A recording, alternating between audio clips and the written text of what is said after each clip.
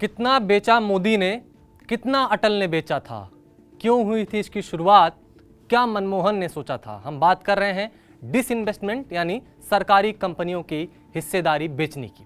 1 फरवरी को संसद में पेश हुए बजट के दौरान वित्त मंत्री निर्मला सीतारमण ने बताया कि सरकार 2 पब्लिक सेक्टर बैंक और 1 बीमा कंपनी का इस साल विनिवेश करेगी। इसके विरोध में हाल ही में बैंक और बीमा कर्मियों ने हड़ताल किया। यह मुद्दा सोशल मीडिया पर ट्रेंड करने लगा, मीम बनने लगे। लोगों ने प्रधानमंत्री का वीडियो शेयर करना शुरू कर दिया जिसमें वो ये देश नहीं बिकने दूंगा वाली कविता सुना रहे हैं। 1991 में इसकी शुरुआत हुई थी। तब से लेकर 2014 तक यानी मोदी के सत्ता में आने से पहले 23 सालों में सरकारी कंपनियों की हिस्सेदारी बेचकर जितनी रकम जुटाई गई, मोदी सरकार ने उससे 220% ज्यादा की हिस्सेदारी सिर्फ 6 सालों में बेच दी। नमस्कार, मैं हूं आदित्य और आप देख रहे हैं अनकट। कुछ भी शुरू करने से पहले हम विनिवेश को समझते हैं। विनिवेश यानी डिसइन्वेस्टमेंट, इसका मतलब होता है हिस्सेदारी बेचना। माना मेरे पास एक दुकान है, उसमें मुझे कुछ खास फायदा नहीं हो रहा है क्योंकि मेरे बगल वाले की दुकान ज़्यादा बड़ी है, उसमें एसी उसी लगी है, सब उसी के पास जा रहे हैं, मेरे पास कोई नहीं आ रहा है और एसी लगाने का पैसा मेरे पास नहीं है। तो मैंने सोचा कि मैं अपनी आधी दुकान किसी और को बेच दूँ और मैंने बेच दी। जिसे बेचा उससे पैसे भी मिले और उसने एसी भी लगवाई। दुकान को बगल वाले दुकान से ज़्यादा अच्छा बनाया, जिसके चलते मेरा भी कस्टमर बेस बढ़ गया। मोटा मोटी इसे ही हिस्सेदारी बेचना यानी डिसइन्वेस्टमेंट या विनिवेश कहते हैं। बाकी एक और चीज़ इसमें जोड़ देता हूँ कि जितनी ज़्यादा हिस्सेदारी मैं अपनी दुकान की बेचूंगा, दुकान और निर्णय लेने पर से मेरा अधिकार उतना ही कम होता जाएगा।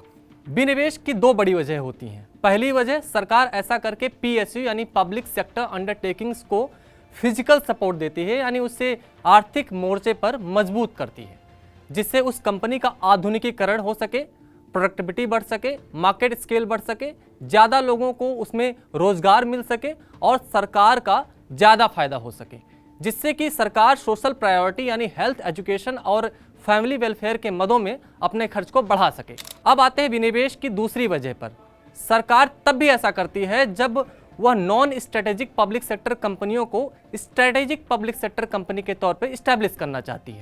अब सवाल है कि स्ट्रेटेजिक पब्लिक सेक्टर कंपनी क्या होती है, भला क्या है। इसमें सरकार अपनी कंपनियों के शेयरों के ओनरशिप के दायरे को बढ़ा देती है। वह चाहती है कि ज़्यादा से ज़्यादा लोग सरकारी कंपनी के शेयर खरीदने आए, जिससे कि मार्केट में कंपटीशन बढ़ सके। इसके पीछे उसकी सोच होती है कि उसकी कोई कंपनी जो मार्केट और प्रोडक्शन के स्केल पर कमज़ोर है, उसे मजबूती भी मिल जाएगी, सरकार को उसकी हिस्सेदारी बेचने के बदले में पैसे भी मिल जाएंगे।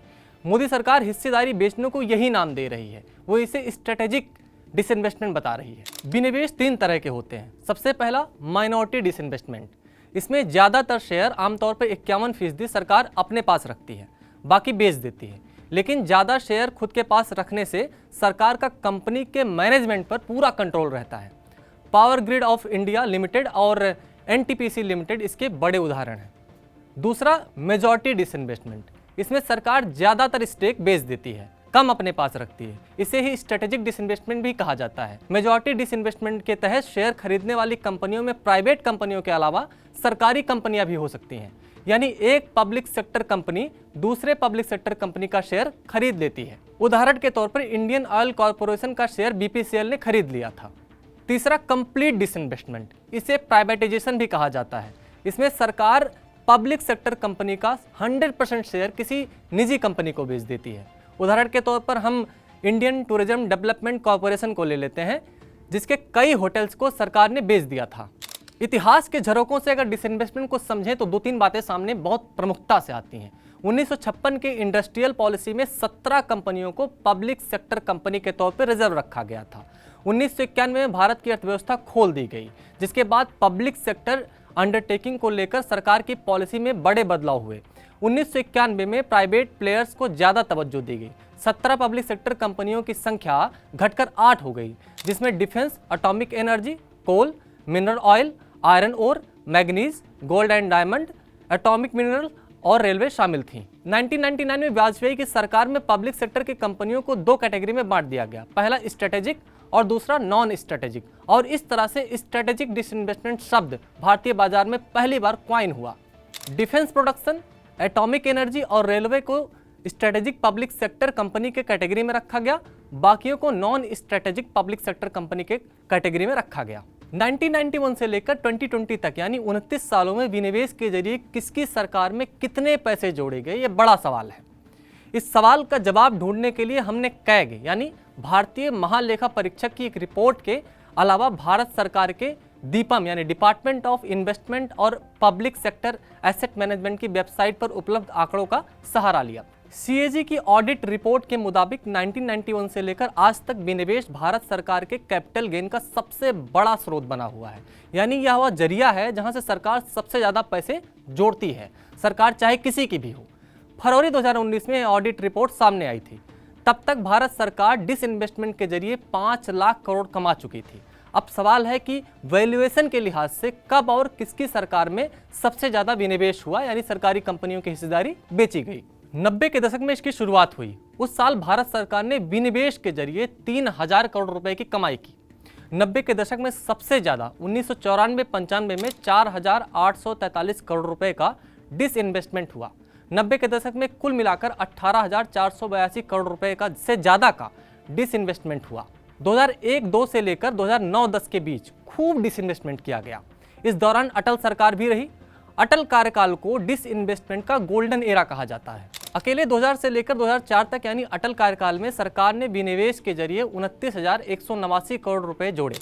ओवरऑल इस पूरे दशक की बात करें तो 2001-2 से लेकर के 2009-10 के बीच 58,493 करोड़ रुपए का डिसइन्वेस्टमेंट हुआ। अब आते हैं उस दौर में जिसमें डिसइन्वेस्टमेंट बूम पर रहा। 2010 से 2014 तक मनमोहन सरकार रही। इस दौरान 82,075 करोड़ रुपए से ज्यादा का विनिवेश हुआ। लेकिन 2014 से लेकर अब तक मोदी के सिर्फ 6 सालों में सरकारी कंपनियों की हिस्सेदारी बेचकर 3,48,294 करोड़ रुपए से ज्यादा की रकम जुटाई गई। अगर हम इस आंकड़े को एनालाइज करें तो हम देखेंगे कि बीजेपी की सरकार में सरकारी कंपनियों के शेयर बेचकर सालाना औसतन 29,381 करोड़ रुपए जोड़े गए और कांग्रेस की सरकार में सरकारी कंपनियों के शेयर बेचकर सालाना औसतन 8,274 करोड़ रुपए जोड़े गए। बेचा सब ने है। 1991 में मनमोहन ने बेचकर ही देश की अर्थव्यवस्था को ऑक्सीजन दिया। अटल सरकार में जो विनिवेश हुआ वह सही मायने में स्ट्रेटेजिक साबित हुआ।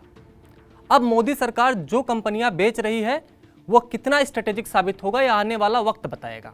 शुक्रिया, आप देख रहे थे अनकट।